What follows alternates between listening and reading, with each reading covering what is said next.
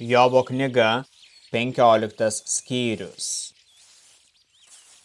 Temanas Elifazas atsakydamas tarė: Ar išmintingas žmogus turėtų kalbėti tuščius žodžius ir pripildyti savo vidurius rytų vėjo? Ar jis kalba netinkamus žodžius ir sako tai, kas neatneša nieko gero? Tu atmetei baimę ir nesivaržai, kalbėdamas prieš Dievą. Tavo lūpos kalba apie tavo kaltę ir tu pasirinkai klastingą liežuvį. Tavo paties burna pasmerkia tave, o ne aš. Tavo paties lūpos liudija prieš tave. Bene tu esi pirmas gimęs žmogus, sutvertas pirma kalnų. Ar tu girdėjai Dievo paslaptis ir turi visą išmintį? Ką žinai, ko mes nežinome? Ką supranti, ko mes nesuprantame? Tarp mūsų yra ilgaamžių ir žilagalvių, senesnių už tavo tėvą. Ar tau neužtenka Dievo paguodos? Ar turi kokią paslaptį? Kodėl tavo širdis tave nunešė į šalį ir prieš ką merki savo akį? Kodėl nukreipi savo dvasią prieš Dievą ir leidi tokiems žodžiams išeiti iš tavo lūpų? Kas yra žmogus, kad būtų tyras? Tas, kuris gimęs iš moters, kad būtų teisus. Jis nepasitikė savo šventaisiais ir dangus nėra tyri jo akivaizdoje.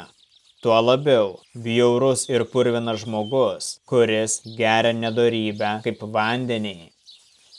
Klausyk manęs, aš tave pamokysiu, ką patyriau, pasakysiu, ką išminčiai skelbė, sužinoję iš savo tėvų ir nenuslėpė.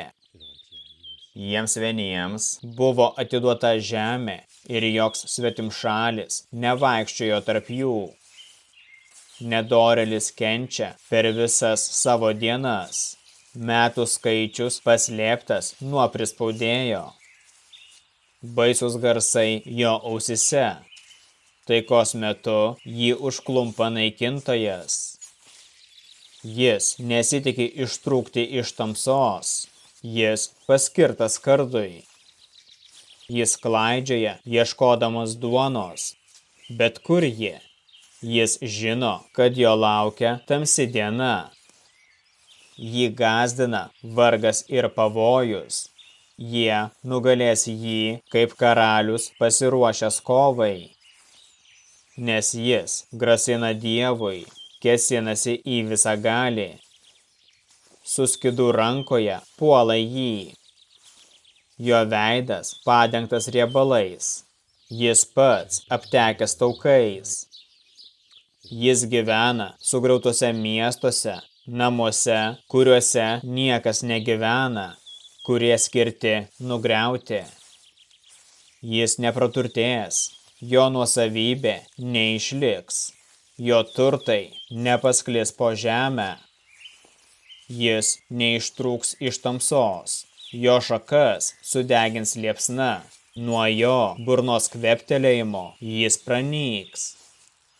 Te nepasitikė, apsigaudamas tuštybę, nes tuštybė bus jam atlyginta. Jis pražus nelaiku ir jo šakos nežaliuos.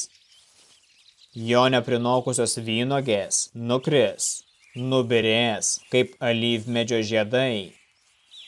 Veidmainių susirinkimas bus nevaisingas ir ugnis sudegins kyšių ėmėjų palapines.